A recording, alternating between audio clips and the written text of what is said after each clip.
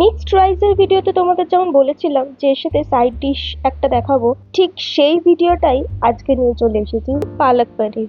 তাহলে দেখে নেওয়া যাক। টমেটো, পেঁয়াজ ও রসুনকে ভালোভাবে একটু সেদ্ধ করে নিতে হবে। তারপর মিক্সির মধ্যে পালং শাক আর ওই সেদ্ধ করে রাখা টমেটো, পেঁয়াজ আর রসুনটাকে গ্রাইন্ড করে নিতে হবে। এই পেস্টটাকে সাইডে রেখে এবার একটা কড়াইতে সাদা তেল দিয়ে তার মধ্যে একটু নুন দিতে হবে, কারণ পনিরে তো খুব একটা নুন থাকে না। ভাজার সময় যেন পনিরে নুনটা ঠিকঠাকভাবে ঢোকে, সেই জন্য পরিমাণ মতো একটু নুন দিয়ে কিউব করে কেটে রাখা পনিরটাকে দিয়ে এবার হালকা করে, যাতে গায়ের মধ্যে একটু লাল লাল ভাব আসে সেরকম ভাবে ভেজে নিতে হবে, খুব হালকা হাতে। এই সম্পূর্ণ ভাজাটা হবে একদম লো আঁচে।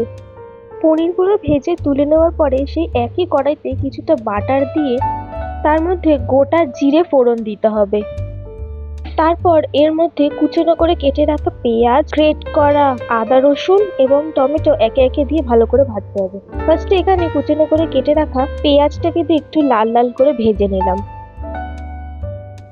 পেঁয়াজে একটা বাদামি রং চলে আসার পরে টুকরো করে কেটে রাখা টমেটো গুলো দিয়ে যতক্ষণ না টমেটো নরম হচ্ছে ভেজে নিতে হবে।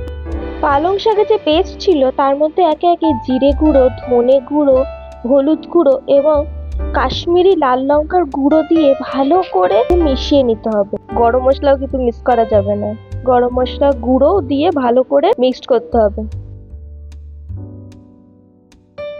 এবার বাটিটাকে সাইডে রেখে চলে যেতে হবে কড়াইতে।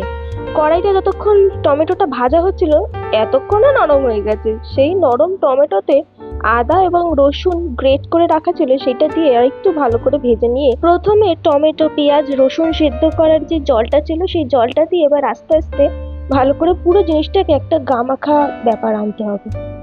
এবার পালং শাকের পেস্টটা আস্তে আস্তে কড়াইতে ঢেলে দিয়ে বেশ ভালো করে কষিয়ে নিতে হবে।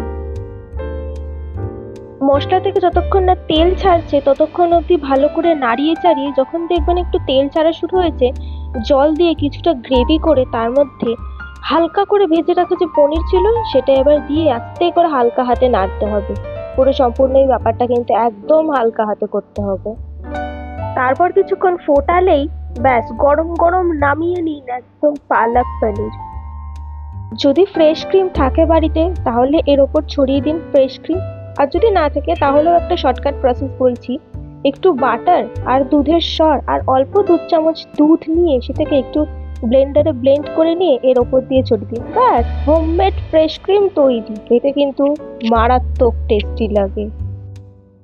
আর দেরি কিসে, এবারে বাটিতে সাজিয়ে নিয়ে মিক্সড রাইস নাহলে রুটির সাথে পরিবেশন করে ফেলুন।